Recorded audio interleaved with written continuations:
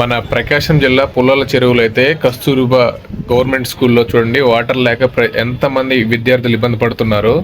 అసలు ఇలాంటిది ఎంత హీనమైన దిగజారిపోతుందో మన గవర్నమెంట్ రోజు రోజు తెలుస్తుంది. ఒక మన గవర్నమెంటే కాదు, మన ఆంధ్రాలోనే కాదు, ఓవరాల్గా ఎంటైర్ మన ఇండియాలో ఇంతే ఉంది. గవర్నమెంట్ సిస్టమ్ అంతా ఫెయిల్ అయిపోయింది. సో అసలు గవర్నమెంట్ హాస్పిటల్స్ కానీ గవర్నమెంట్ స్కూల్స్ కానీ అసలు ఎవడు పట్టించుకోడు. ఇదే మీరు ఎక్కడైనా ఒక నారాయణ కాలేజో, చైతన్య కాలేజో, లేదా అపెక్సో, లేదా ఇంటర్నేషనల్ స్కూల్ ఎక్కడైనా మీరు చూసారా వాటర్ కోసం పిల్లలు బయటికి రావడం అనేది? చూడరు. ఎందుకంటే ఈ కేవలం గవర్నమెంట్ స్కూల్లోనే జరుగుతాయి. ఎందుకంటే ఇవి జరగాల, గవర్నమెంట్ స్కూల్కే జరగాల. ఎందుకంటే మీరు పోయి ఓట్లకు డబ్బులు తీసుకొని ఓట్లు వేస్తే మరి ఇంతే ఉంటుంది. వాళ్ళు ఏం చేయరు కదా, ఎమ్మెల్యే ఏం చేయడు, ఎంపీ ఏం చేయడు, మీ ఊర్లో ఉన్న సర్పంచ్ కూడా ఏం చేయడు. అసలు దీనికి గవర్నమెంట్తో ఏం సంబంధం ఉంది?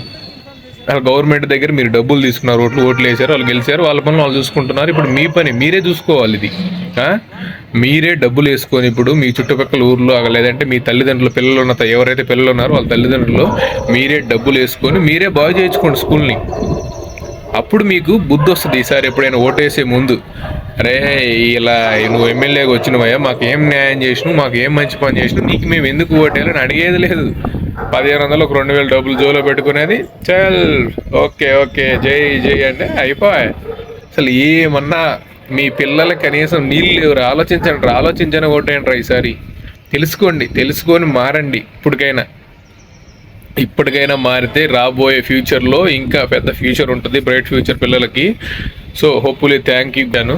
సో మీరేమనుకుంటున్నారు కామెంట్ చేయండి. తిరిగి నెక్స్ట్ వీడియోలో మళ్ళీ కలుసుకుందాం. అంతవరకు సెలవు. నేను మీ భార్గవ్ బాసు బీటుకే. Bye bye.